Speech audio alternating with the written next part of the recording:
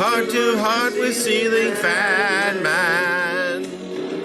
Heart to heart with ceiling fan man. Heart to heart with ceiling fan man. Heart to heart with ceiling fan man. Okay, morning everyone. I hope that worked. I'm still learning. Hope everyone was able to hear that and try to get this stuff off of my screen somewhere over here. There you are. Wow, 25 people. That's fantastic. I know there's an easy way of doing that, but like I said, still learning all this.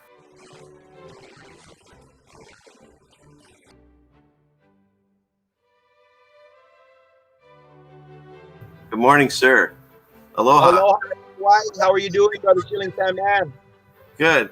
We started analyzing biblical texts and other ancient texts as well, and started applying laws of physics to it and seeing if we could come up with some theories on what the dome is made out of and other stuff. So to conclude it, we believe that the dome is made out of blue glass. Operation Blue Glass. Blue glass that's made of lava. When lava cools rapidly, it turns into blue glass called blue obsidian.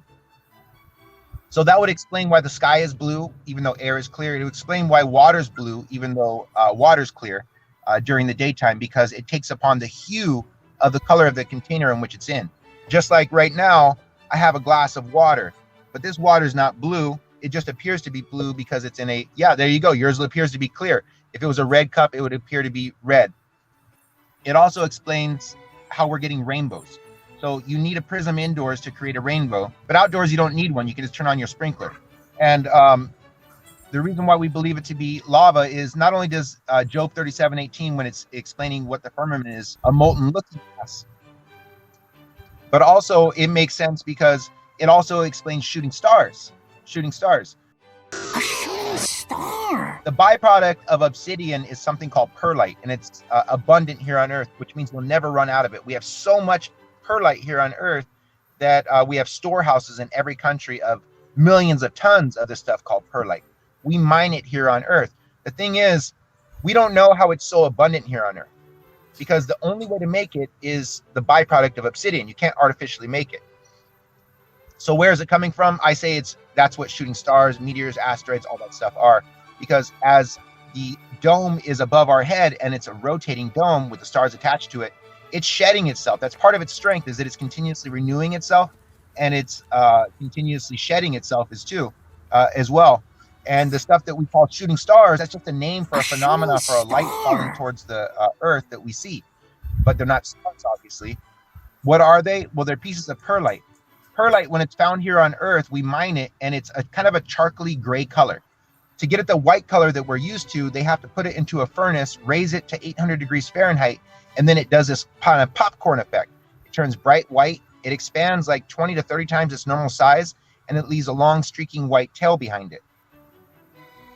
The same thing is occurring when we see these shooting stars. As the perlite is falling, as a scab does from our skin from the blue obsidian dome, as it falls down towards Earth, it gains temperature via the speed that it's acquiring.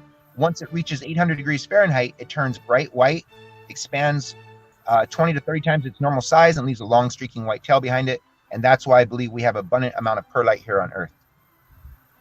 And you know, the other thing too, now that I'm thinking of it as a complete closed system where the firmament is 360 degrees around the flat Earth we live on, and the shale beneath, and the heavens above, this clouds. Now it makes sense to me also, as far as the look of the rainbow. I have it on one of my last videos. If you get high enough, a rainbow is a complete circle. The only reason it looks partial is because you're blocked by, horizons and whatever else. And so all of these things are starting to make sense. And it also explains, like, how everything is held in and enclosed. It would basically mean that the Earth is a huge aquaponics terrarium that's regenerating itself, and it's its own ecosystem. Just like if you want to make your own ecosystem, you'd make an aquaponic system. So it's creating itself. The lava here on Earth that we have underneath our feet, called lava tubes, it's flowing through the Earth. First of all, you would need an abundant amount of this material to make a dome that huge, to cover the entirety of this flat surface of the Earth. Well, there's an abundant amount of lava. So we have the material, And we also have the conditions that need to be met. In order to make this blue glass, you have to have water cooled rapidly. Well, if you take the globe and you smash it, you get the flat Earth. Also, when you take the globe and you smash it, you take the ring of fire, and the inner circle of it, the ice circle, the ice wall that we call. So underneath that is the lava tubes coursing through the Earth.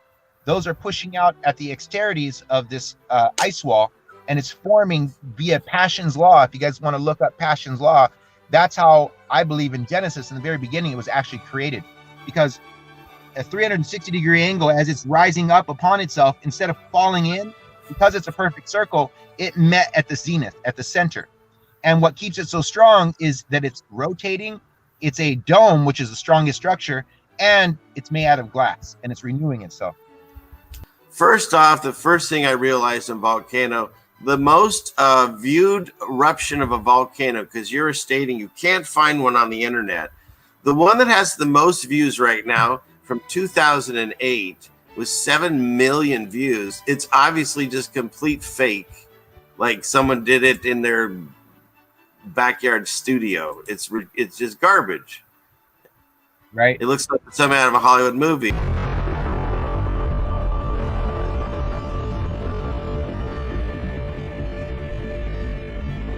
And then the next one is National Geographic, and all they're showing is either lava at the ocean or smoke exploding out of the top. Okay. And then again, I went to like ABC News, and it looks so fake. It looks like something out of a Japanese movie of one in Mexico. And it looks like a smoke bomb. So as I did the research that you asked me to do, I'm fascinated with the fact that you're right. I can't find one. So go ahead and explain that to the audience, please, sir. Some of these volcanic eruptions that people think are fake because they see some red coming out of it, they're not fake. They're actually real. And people will, but doesn't that disprove you? No, there's not lava coming out. For some, only like I think there's 1 or 2 videos I've ever seen that have some red coming out of them that I know are real. That's not lava coming out. You see, whenever the heat, the sulfur that's being generated through these sulfur vents, that's what volcanoes really are. The sulfur vents, like Mount St. Helens, etc., etc. There's heat. Remember, heat heats up rocks. These mountains, these cone-shaped mountains, are comprised of rocks. So when you see an initial explosion, you see some red. Go ahead and play this one, and then we'll go back. Okay.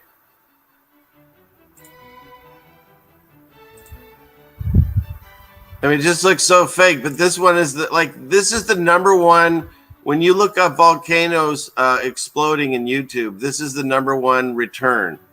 And I mean, it just looks so ridiculously fake to me. Let's let it play out for a few more seconds. Oh yeah, that's fake. So, and here's the thing you can do whenever you're trying to see if something is fake, like this one.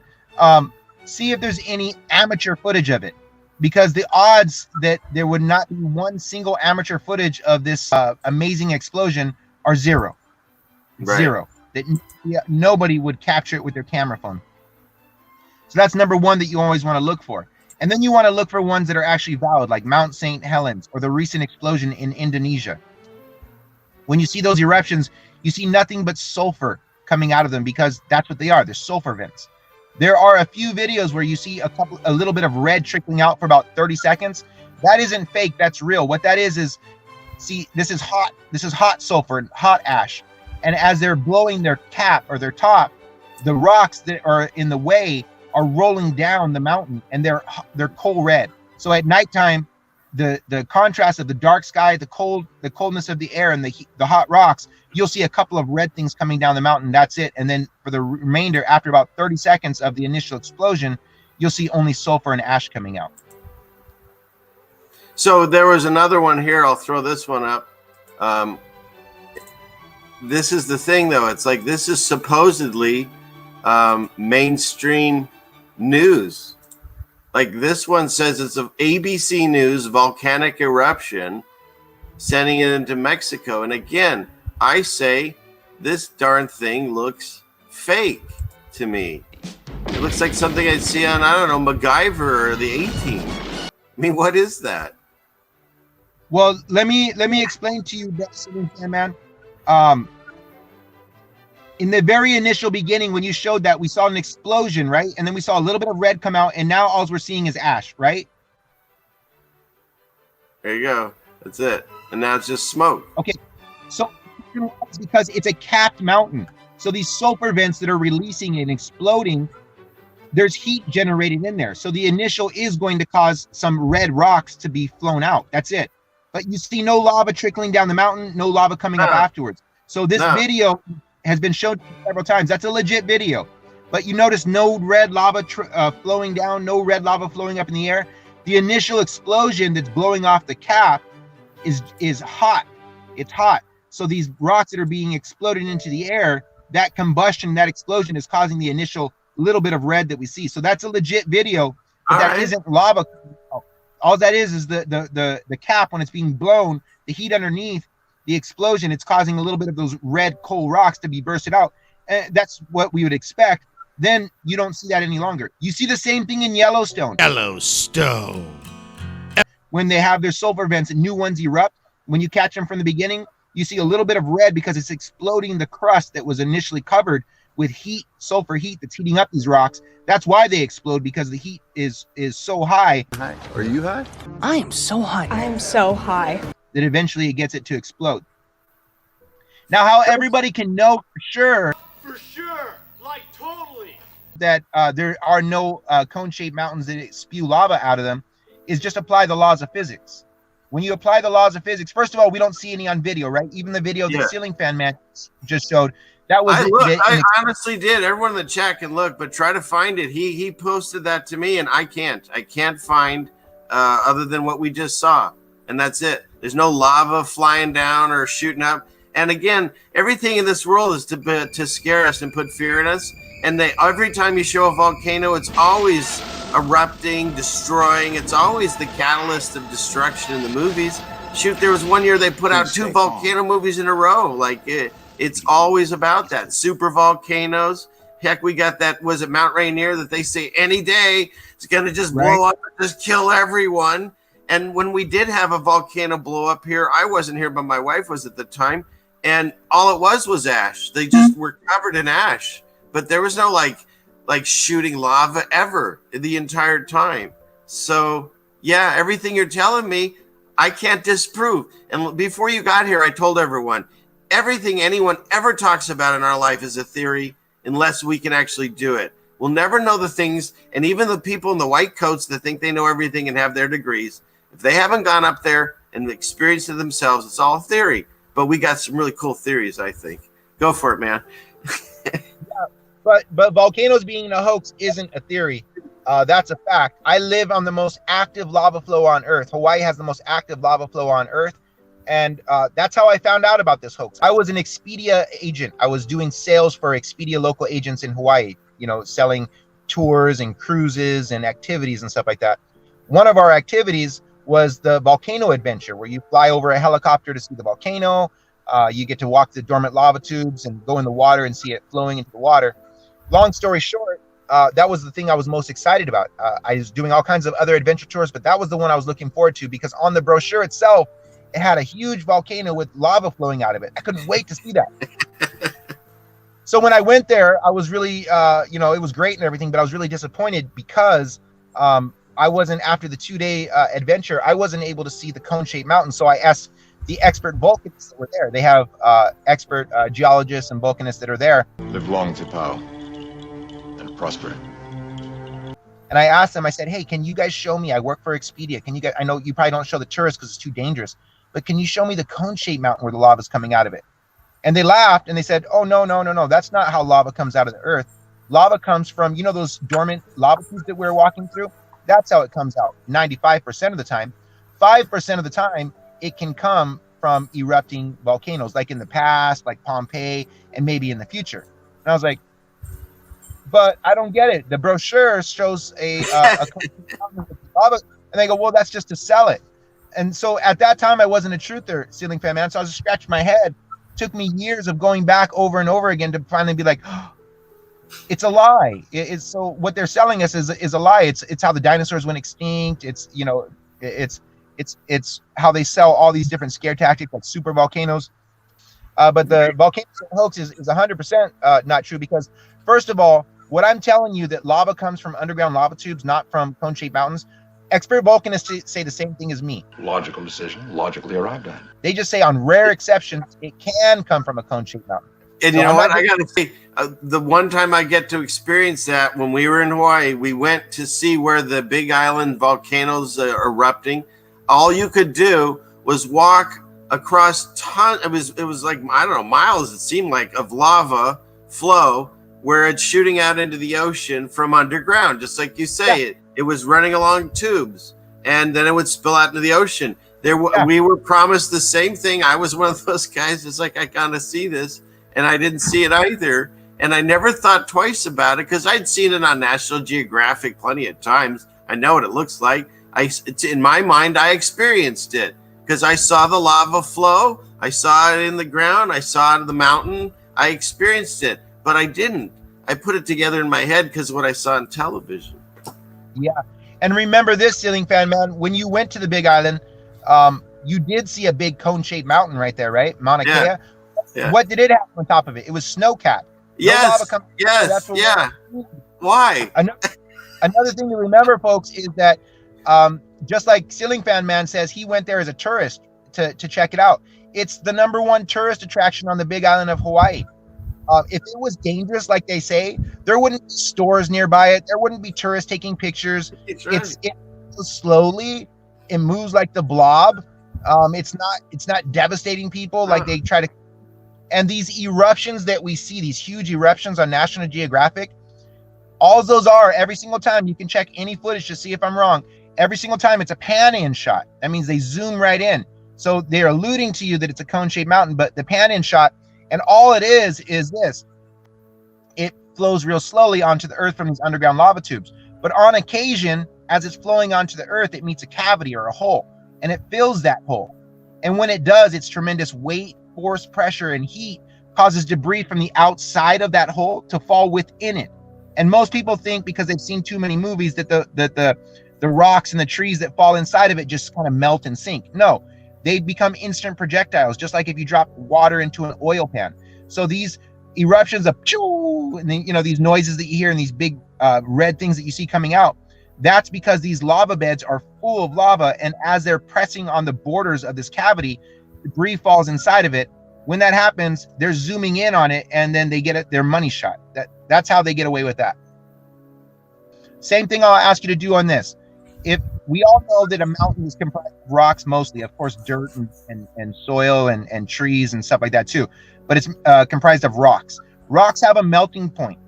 The temperature of lava is twice that of the melting point of rocks. What would actually occur if for some reason lava decided to go up a cone-shaped mountain instead of finding the path of least resistance, which is what we know all liquids do? But if for some reason it decided to funnel up a cone-shaped mountain, what would actually occur is the mountain itself would implode, because it's twice the melting point of the rocks that comprise it. So it's an impossibility due to the laws of physics. Also, we don't have any video of it. And look, just like Ceiling Fan Man and myself are saying, and several others who know that the volcano hoax is true, we've been to active lava flow. Actually, it's the most active lava flow on Earth.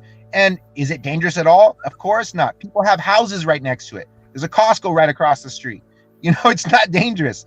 And the whole reason that we actually took a full day, because we weren't actually going to go to the island of Hawaii. We were going to, I think we just went to Kauai, but we were sold about this volcano. That's the only reason we went to the Big Island, because it's a nice island, but comparatively, the other ones I think are way nicer.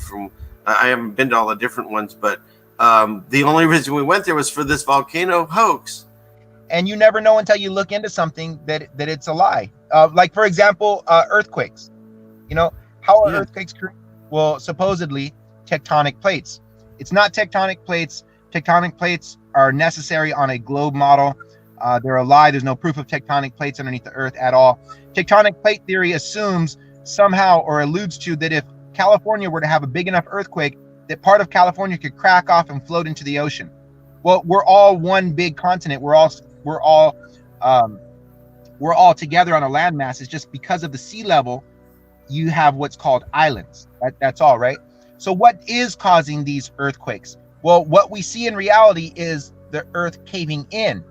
And the after result of the earth caving in or cracking, we have an aftermath of the earth quaking. So we call them the nickname of earthquakes. Okay, so imagine this. This is what actually causes earthquakes. Underneath the earth, coursing like veins in our body, are lava tubes. Some of them are dormant, just like the one you walked through. Over time, some of those dormant lava tubes cave in upon themselves. That I can What? believe, because some of the holes were huge Yeah. in the walls and stuff. Yeah, like a sponge. Think of it like a sponge. Yeah. So what happens is when they cave in upon themselves, the rest of the soil on top of the earth is going to follow suit. And when you look at seismic activity and volcanic activity, they are synonymous with each other. They line up perfectly, exactly. That's because they're one and the same. What causes the earth to cave in, or an earthquake, is these dormant lava tubes expiring or caving in upon themselves, causing the surface of the earth to also follow suit. And which totally makes sense, because everything regenerates itself. That's why I find it fascinating at this point that anyone can't believe that this isn't a divine structure, because everything regenerates itself, not just on our bodies, but also in the earth and on the earth and the dome itself. And so, as you're saying, what's happening, it's not like some, earth is falling into a precipice and, why is earthquake happening? This whole tectonic plate garbage they taught us, is if these tubes, which are massive, because the one you walk through, you guys should look it up online, but it's huge. And then also you look to the left and the right or whatever, and there's giant holes, like you say. And I can totally picture, as that eventually will wear down and compress, then the earth on top is going to fold in and create the earthquakes, but it's just going to generate new soil and earth and stuff. And it's just the same process as you think with the air, it circulates, and with the water, it circulates, and with the earth. And it's that, what is that, vortex pattern on everything in our life, including everything that we deal with on the earth. And so as that happens, we only get upset on earthquakes because we build these monolith structures. Nobody told us to do that, so it's going to happen. And so we think earthquakes are horrible, when actually it's just the natural healing process of the earth, and it's going to do it whether you build that giant structure on top of it or not. That's just the way it is. And if you choose a spot that, is about to collapse, well, that's consent, I guess, right? Because we give away free will. But I'll say one more thing. A lot of people already know that dinosaurs are a hoax, and that's not where we get oil from, that oil's abundant, that it's abiotic. But where does oil come from? That's what a lot of people want to ask. Well, it turns out that pretty much everything on Earth is created from lava. So is oil, or this abiotic substance. And the way it's created is exactly this process.